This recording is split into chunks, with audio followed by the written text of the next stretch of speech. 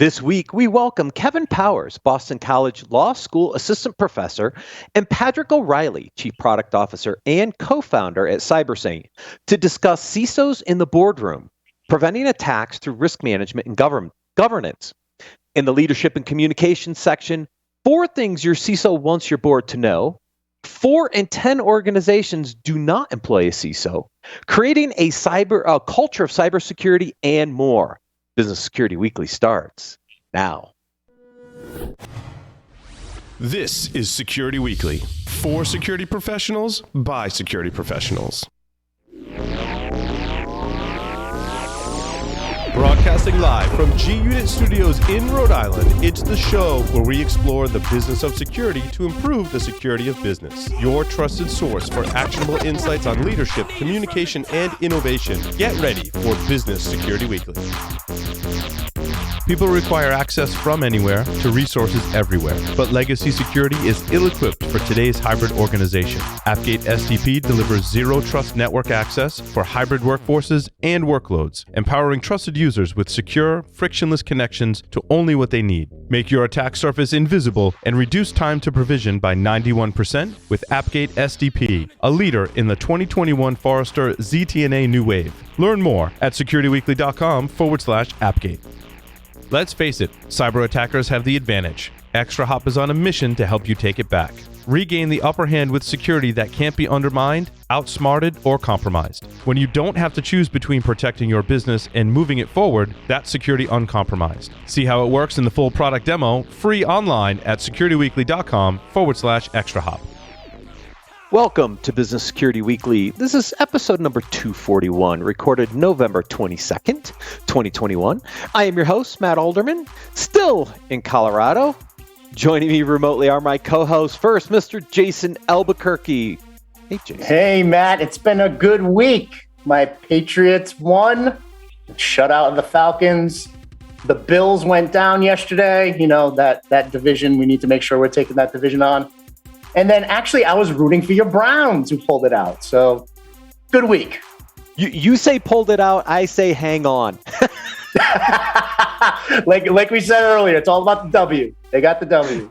Exactly right. And joining me from Texas, who is probably not happy about the Cowboys' performance this week, is Mr. Ben Carr. You can't always pull off the W, right? So, hey, Matt, how's it going? Good to be with you and Jason again today. Yes, always a pleasure. Throughout 2022, Cyber Risk Alliance's Business Intelligence Unit will be releasing research reports on the top topics across the security industry. Our first report will be on third-party risk in the supply chain. To participate in the survey, please visit securityweekly.com/third-party risk. The results will be shared at our third-party risk e-summit in January. In an overabundance of caution, we have decided to flip this year's Security Weekly Unlocked to a virtual format. The safety of our listeners and hosts is our number one priority. We will miss seeing everyone in person, but we hope that you can still join us at the Security Weekly Unlocked virtual event. The event will now take place on December 16th all day. You can still register at securityweekly.com/unlocked. This segment is sponsored by CyberSaint. To learn more, please visit securityweekly.com/CyberSaint. Kevin Powers is the founder and director of the Master of Science in Cybersecurity Policy and Governance program at Boston College and an assistant professor of the practice at Boston College Law School and in Boston College's Carroll School of Management's Business Law and Society Department. Along with his teaching at Boston College, Kevin is a research affiliate at the MIT Sloan School of Management, and he has taught courses at the U.S. Naval Academy, where he was also the Deputy General Counsel to the Superintendent. Padriac O'Rielly is no stranger to the show. He is the Chief Product Officer and Co-Founder at CyberSaint, where he leads product innovation and development. His experience as a Harvard-trained economist, IT risk and compliance consultant, and his rapid exposure to cybersecurity led him to seek out CISOs, CIOs, and board of directors at global organizations to pursue the answer to the question, how can cyber be managed, measured, and understood like any other business function? Kevin and Padraic, welcome to Business Security Weekly. Thank you. Padraic, always good to see you. You are no stranger to the show. So I'm actually going to start with Kevin because I want to start from the board perspective on this. So my first question to Kevin is, what should the board or is the board doing around cybersecurity risk? No, that's a great question. And I'm not prepared for that because I thought we were going to be talking about the Patriots from the outset of the show. No, I'm only kidding. I love the theme, how this kicked off. So what should the boards be focusing on right now?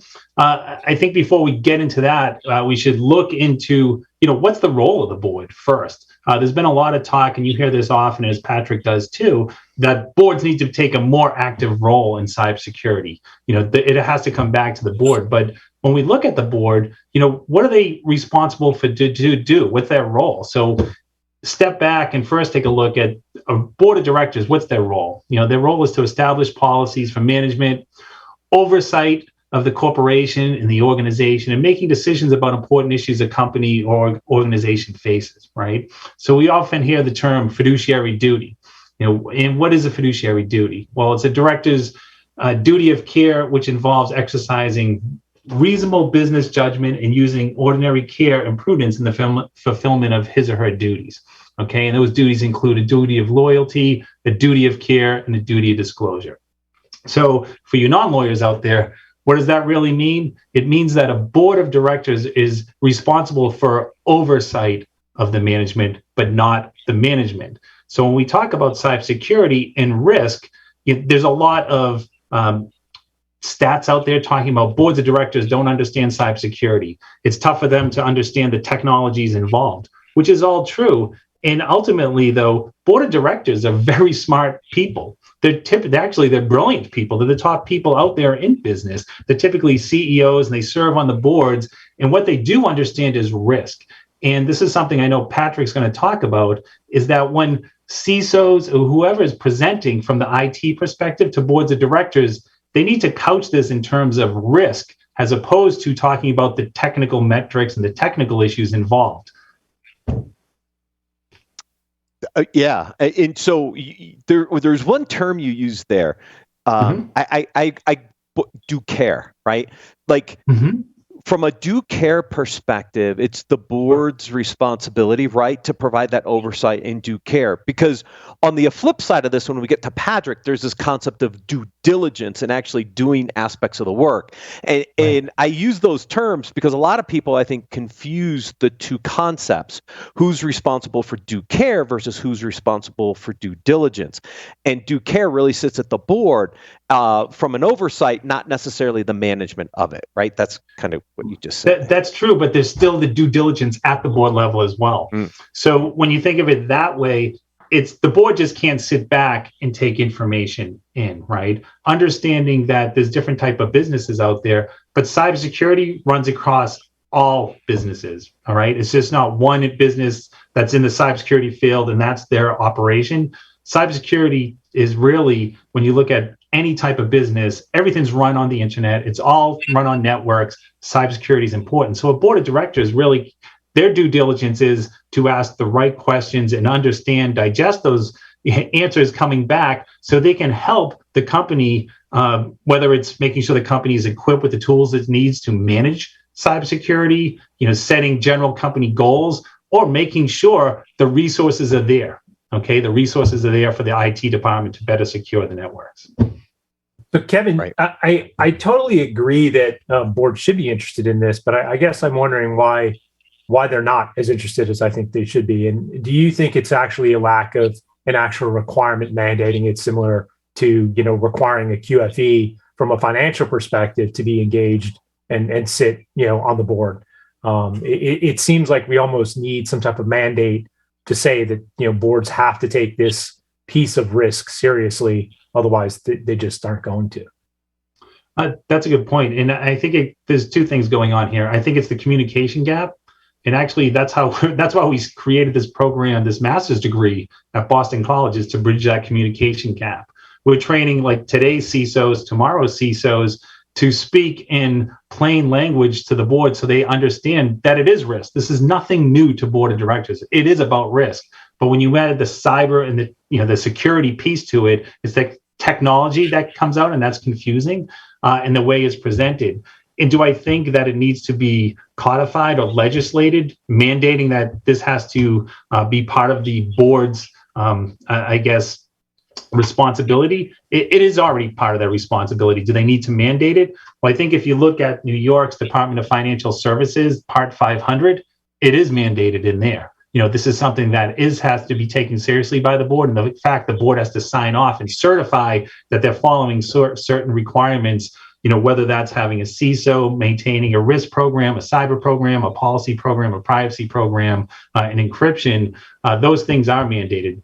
Can we do it across the board? Right now in the United States, as you know, Congress hasn't even been able to create one privacy law that applies to organizations across the board. Instead, we have a smattering of 50 privacy laws across the United States, some of which conflict with each other. Then we have different agencies having the same issue. So would it be great if they did mandate that? Sure. But I think the way the liability is set up, whether it's coming from companies being sued or derivative lawsuits against the board of directors, they better take it seriously, because if they don't, they will suffer the consequences. Yeah, Kevin, I was going to actually say that, right? I mean, are we at a point now where ignorance is no longer something that we can claim? I mean, at this point, we're in a situation where it's hitting the news every single day. Every single business unit leader or business leader themselves are talking about cybersecurity as one of the top risks within organizations. The federal government is coming down. I mean, we had Secretary Mayorkas come out on literally the evening news, right, and say this is a business imperative, and if you as a business owner or a board of directors aren't paying attention to this, you need to be. Are we at a point now where it's just negligence versus ignorance? We can't claim ignorance anymore. I think it's recklessness, not negligence. And actually, the term, I like how you said it, ignorance. If they're ignoring it now, that is willful ignorance. They're purposely ignoring this. Yeah, this is the business of cybersecurity now is business. It impacts, as I talked about earlier, impacts every level of the enterprise. This is not something that just falls in the IT space. I'm sure you hear this all the time. You know this. It's enterprise. It's an all hands on deck proposition, and it goes from the receptionist all the way up to the chair of the board of directors. So when the board, if they're not focusing on cybersecurity or not taking it seriously, and in fact, there was a Gartner report out recently where it talked about by 2025, 40% of boards of directors will have a cybersecurity committee. So it needs to be taken seriously, and you're right. You can't ignore it because it's front and center. Yeah, when I've looked at mandates in the past, right, we can debate all kinds of mandates recently, but the challenge becomes where's the mandate done, right? You could do it to all public companies and say this is part of your responsibilities as a private company, but there's more companies that are not private than are private. So then who has jurisdiction over a mandate at the federal level, right? So it gets a little challenging from a mandate perspective, I think, unless it's built into insurance and liability programs and other things that kind of protect the underlying business as a whole. Otherwise, I don't know how you can mandate something broadly like that.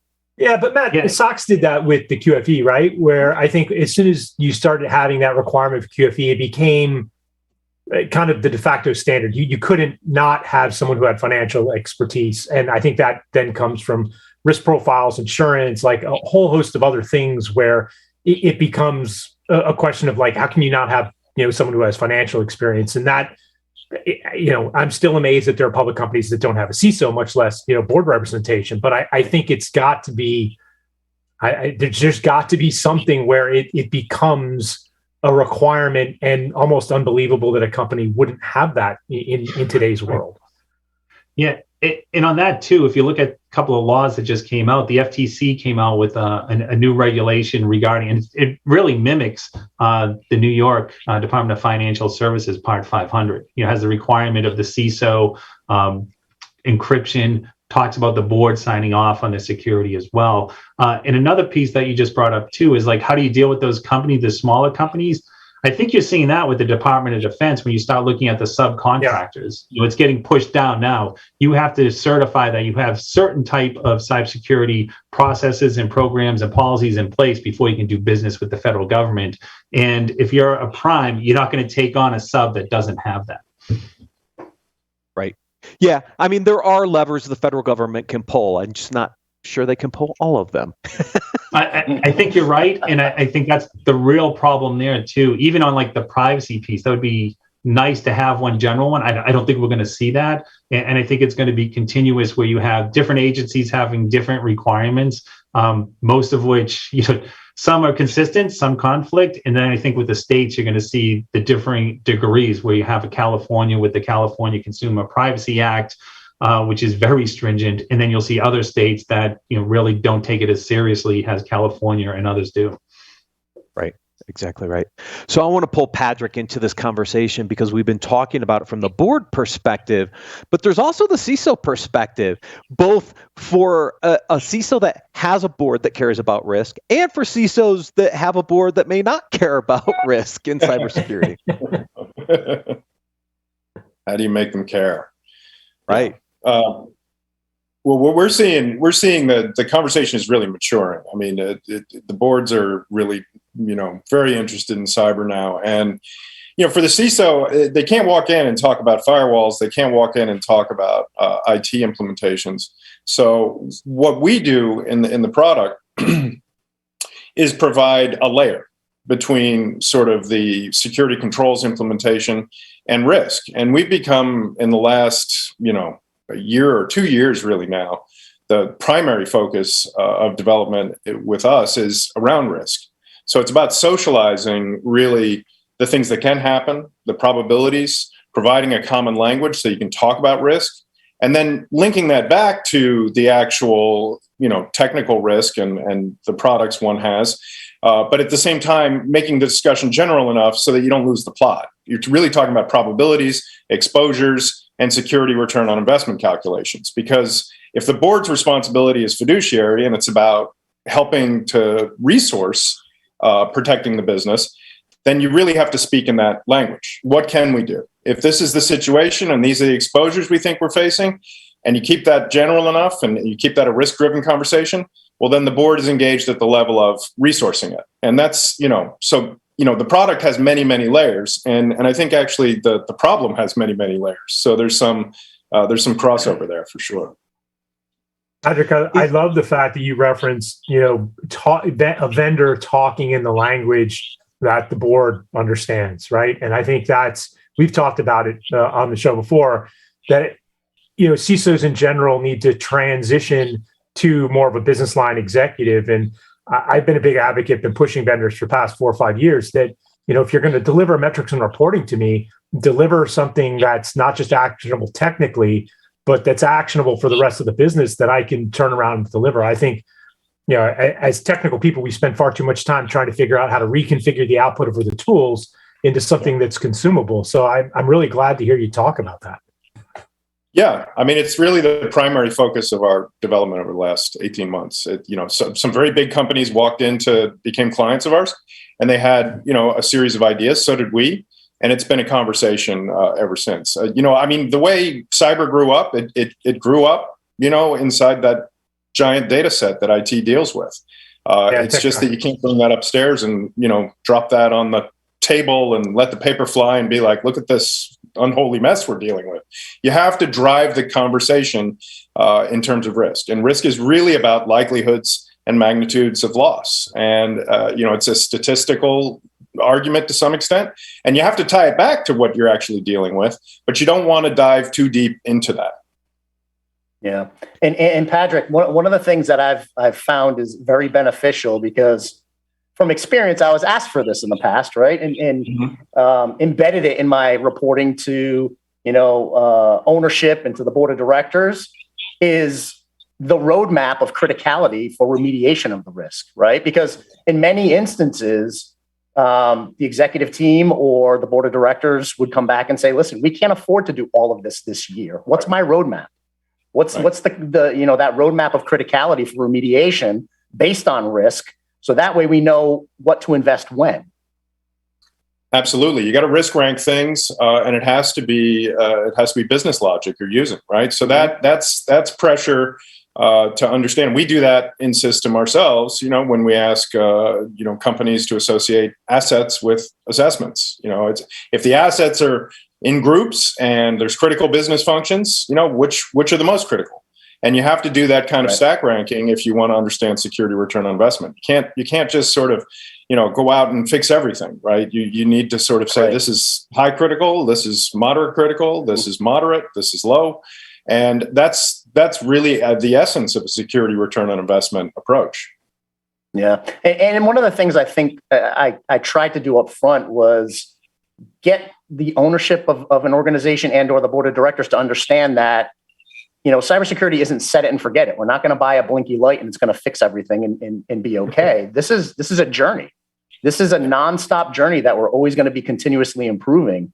So expect me to be in front of you during every board meeting talking about where we're at, right? And that I think that's the key, where many folks are still in that mindset that, we'll throw some money at it, we'll throw some people at it, and it's set it and forget it from there.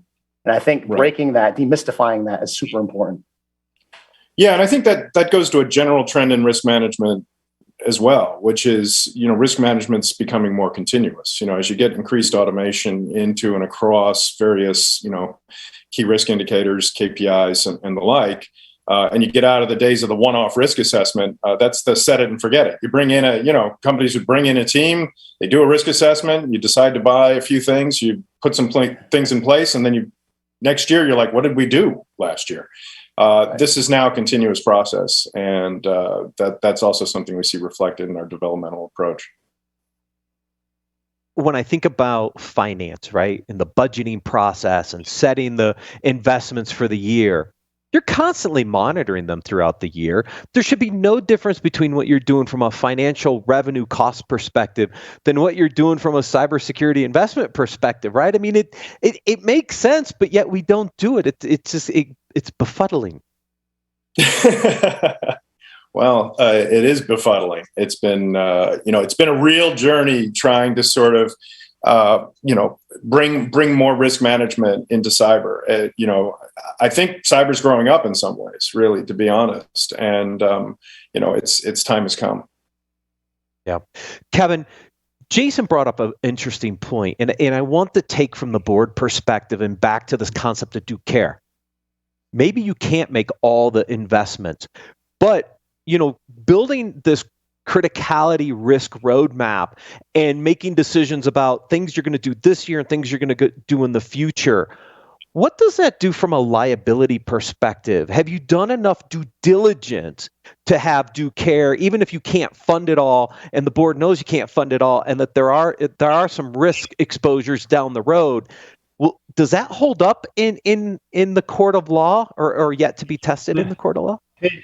It does, because and I'm glad how we're talking about this. Cybersecurity is all about risk, right?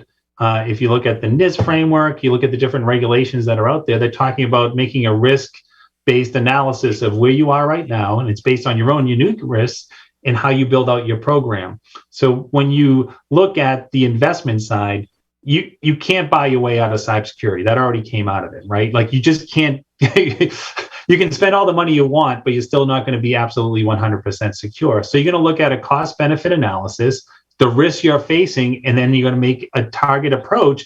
And I like how we talked about you're building that, you have that roadmap. What are you going to address now? What's the most, the highest risk you have, you invest there, and then you move forward and you keep building. You're building a foundation and you keep building upon block after block to get your cyber program up to where it needs to be. And again, understanding that you can't buy your way out of this and you'll never be 100% secure.